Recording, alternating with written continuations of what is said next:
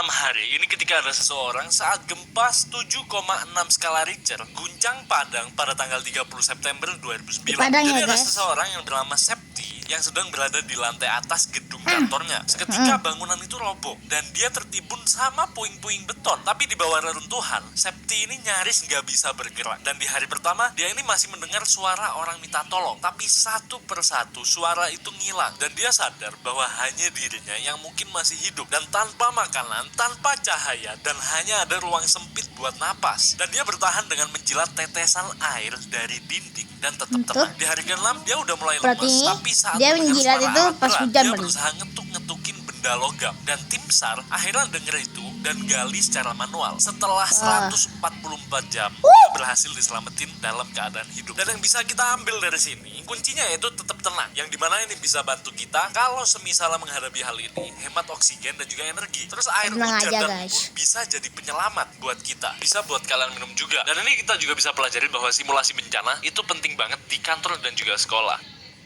Anak selamat dari tsunami. Anak selamat dari tsunami itu ketika ada tsunami yang hantam pesisir Aceh pada tanggal 26 Desember 2004. Dan Martunis, anak yang umur 7 tahun, terseret ombak dan terpisah dari keluarganya. Dia ini berusaha berenang, tapi akhirnya terdorong ke sebuah daerah banjir dengan kasur yang ngambang. Akhirnya Martunis naik ke atas kasur itu dan terbawa arus sejauh 2 km ke pedalaman. Tanpa makanan, hanya minum air hujan. Dan dia bertahan hidup selama 21 hari di reruntuhan desa yang sepi. Dan dia ditemukan oleh wartawan asing dalam keadaan kurus, lemes, tapi masih hidup. Dan kisahnya ini mendunia, bahkan menarik perhatian Cristiano Ronaldo yang kemudian membiayai pendidikannya. Jadi untuk kita, kalau semisalnya menghadapi situasi ini, barang sekitar kita itu bisa jadi alat bertahan. Bisa jadi kayak kasur yang kayak kisahnya Martunis. Dan setelah gempa besar, segera ke tempat yang tinggi, jangan lihat ombak. Dan anak kecil butuh edukasi bencana sejak dini. Dan juga kita udah nemu 20 sejarah yang disembunyikan dari buku sekolah kalian. Dan ini ada di e-book kita, di 20 sejarah yang disembunyikan dari buku sekolah. Dan kita bongkar tuntas sejarah-sejarah yang disembunyikan. Linknya ada di bio kita, dan kalau di YouTube ada di deskripsi. Kita tutup aksesnya hingga tanggal 31 Juli. Buruan beli sekarang. Pendaki hilang 12 hari. Pendaki hilang 12 hari. Ini ketika ada seorang pendaki yang bernama Jumadi mendaki Gunung Semeru bersama Jumadi temannya. awal. Di tengah perjalanan turun, dia ini terpisah dari rombongan dan kehilangan arah, tanpa tenda, tanpa logistik lengkap juga. Dan dia nyoba turun sendiri, tapi malah kesesat ke hutan lebat. Akhirnya siang malam pun berlalu dan dia hanya bertahan hidup dengan minum air embun dan makan daun-daunan dan tetap diam di tempat terbuka supaya lebih mudah ditemukan. Pencariannya dia ini besar-besaran dilakukan. Di hari ke-12, tim SAR pun menemukan Jumadi yang duduk lemes di bawah pohon besar dan juga dehidrasi kondisinya, tapi masih sadar dan bisa berbicara. Yang bisa kita pelajari yaitu jangan mendaki sendirian atau tanpa persiapan lengkap, dan selalu informasi jalur dan jadwal. Yang hobinya daki gunung, kalau misalnya ada apa-apa, tim SAR pun bisa mudah nyari kalian. Dengar nih, pendaki hilang 12 hari juga bisa anjir. nyelamatin kalian. Jadi kalian harus tetap tenang Tenang dan aja. manfaatin air-air yang ada di sana, entah air embun atau air hujan. Dan tetap di lokasi terbuka, itu bisa memudahkan untuk pencarian kalian jika menghadapi situasi ini.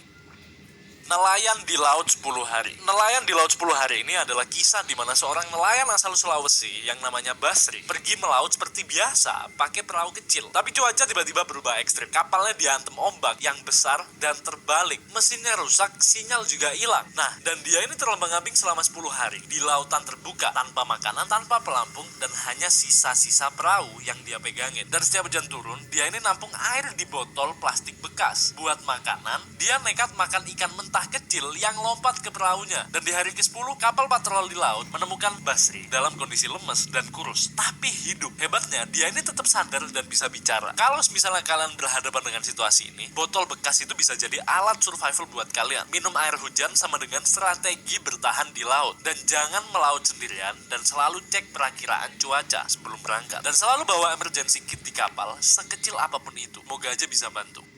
Amin. Jatuh ke sumur 25 meter. Jatuh ke sumur 25 meter ini ketika ada satu anak yang berusia 8 tahun di Jawa Timur sedang main di kebun dekat rumah. Pas berlari, tanah yang dia injak itu runtuh. Dan ternyata itu penutup sumur tua yang sebenarnya rapuh banget. Dan anak itu terjatuh ke dalam sumur sedalam 25 meter. Untungnya dia ini jatuh gak langsung ke dasar batu, tapi ketahan sama pipa besi di dinding sumur. Dia ini sempat berteriak minta tolong dan warga pun juga mendengar. Akhirnya proses evakuasi ini berlangsung berlangsung selama 5 jam dengan tali dan alat bantu dari tim SAR. Walaupun lecet dan trauma, dia ini berhasil diangkat hidup-hidup. Yang bisa kita pelajari yaitu banyak banget sumur tua yang gak ditutup dengan aman. Dan ini bahaya banget, kayak contohnya kasus tadi. Dan anak-anak perlu dilarang main di area terbuka yang gak diawasi, atau kalian yakin bahwa itu kalian masih belum tahu apakah itu aman atau enggak. Kecepatan laporan warga sama evakuasinya yang terkoordinasi dengan bagus, ini bisa nyelamatin nyawa juga. Dan periksa dan tutup semua sumur yang gak kepake di sekitar rumah, biar gak ada korban di sekitar kalian. Tersesat 9 hari di hutan. Tersesat 9 hari di hutan. Kayak nanti Nanang in the forest, guys. Arwan bekerja sebagai pemburu Di Roblox madu tuh. di pedalaman Kalimantan. Suatu hari dia ini kehilangan arah pas kembali dari hutan. Karena hujan yang deras itu menghapus jejaknya. Dan dia ini nggak bawa kompas atau HP sinyal satelit, hanya pakai golok dan botol kosong. Untuk bertahan hidup, akhirnya dia makan daun dan juga akar yang dia tahu nggak beracun. Dan habis minum air dari daun dan genangan, di hari ke-9 dia ini ditemukan oleh tim pencari dalam kondisi yang benar-benar kurus, tapi sadar dan masih bisa berdiri. Yang bisa kita pelajari yaitu pengetahuan lokal tentang tanaman itu bisa nyelamatin hidup kalian, terutama di hutan. Dan jangan masuk hutan tanpa alat navigasi dan logistik yang minimal. Selalu informasiin tujuan dan durasi ke keluarga kalian. Kalau kesesat, tetap di satu area terbuka agar lebih mudah dicari.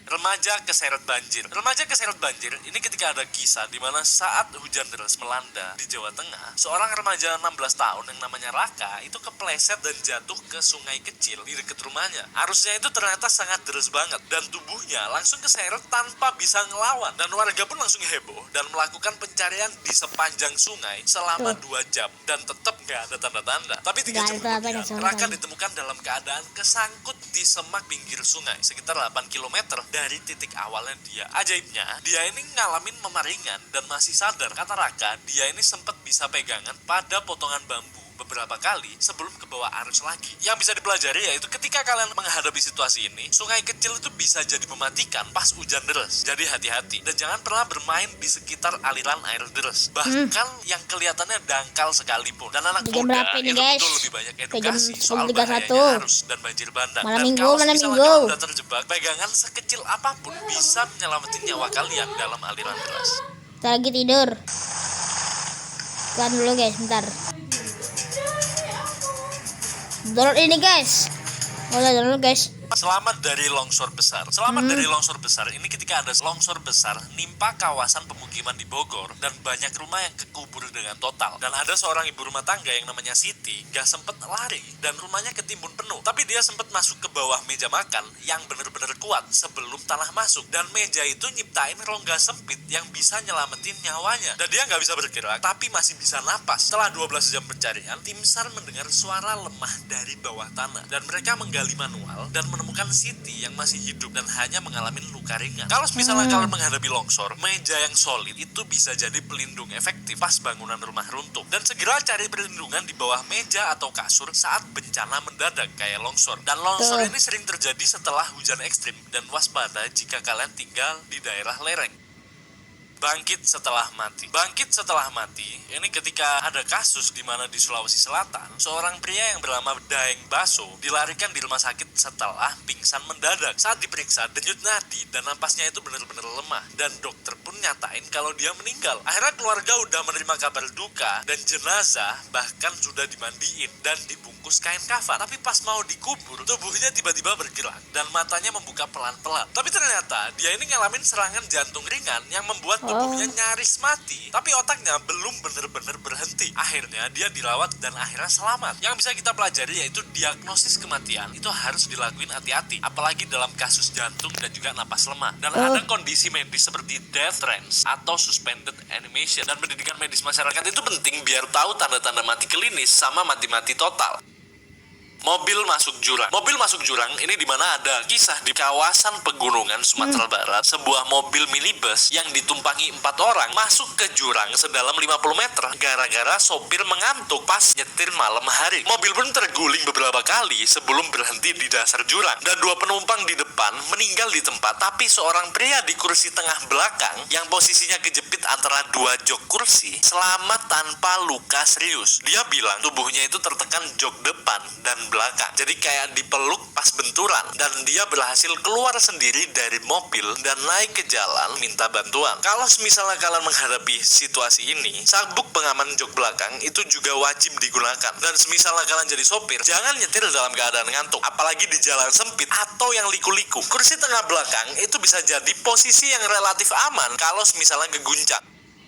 Anak bayi selamat dari kecelakaan pesawat. Anak bayi selamat dalam kecelakaan pesawat. Jadi di tahun 2009, sebuah pesawat kecil jatuh di pedalaman Papua dan hampir seluruh penumpang tewas di tempat. Tapi dalam pencarian oleh tim evakuasi, ditemuin seorang bayi perempuan berusia 1 tahun masih hidup di antara reruntuhan bangku dan juga koper. Dan bayi itu berada dalam posisi di pelukan ibunya yang udah meninggal. Dan diduga tubuh sang ibu itu ngelindungin benturan fatal saat pesawat ngantem tanah. Bayi itu langsung dievakuasi ke rumah sakit dan selamat tanpa luka serius. Posisi tubuh bisa jadi pelindung alami saat kecelakaan besar, dan sabuk pengaman bayi itu penting. Walaupun di pesawat ini agak susah untuk selamatnya, kalau misalnya kalian punya anak, kalian bisa pakai cara ini juga bisa.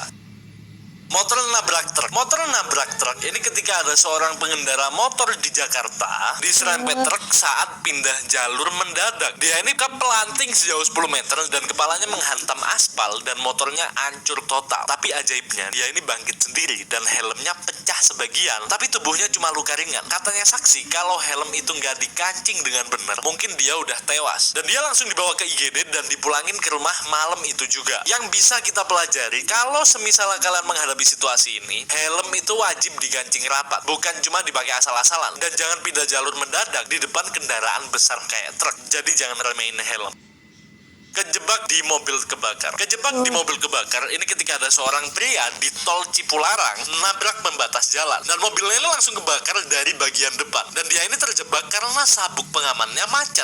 Api ini juga cepat menjalar ke dashboard, tapi dia ini tetap tenang dan mukul kaca samping dengan sandaran kepala, lalu dorong dengan kakinya sampai pecah, dan dia ini bisa keluar lewat jendela sebelah kanan sebelum api masuk ke jok. Dan seluruh mobil ini udah hangus dalam 3 menit, tapi dia hanya mengalami luka bakar ringan di tangan. Yang bisa kalian pelajari kalau misalnya kalian menghadapi situasi ini, sandaran kepala yang kalian di mobil itu bisa make untuk memecah kaca mobil. Dan kalian juga harus tahu teknik keluar dari mobil kebakar, kayak seperti ini tadi. Dan jangan langsung panik, jangan langsung pasrah, fokus ke satu titik keluar, bukan langsung teriak aja. Ini malah bikin kalian mati.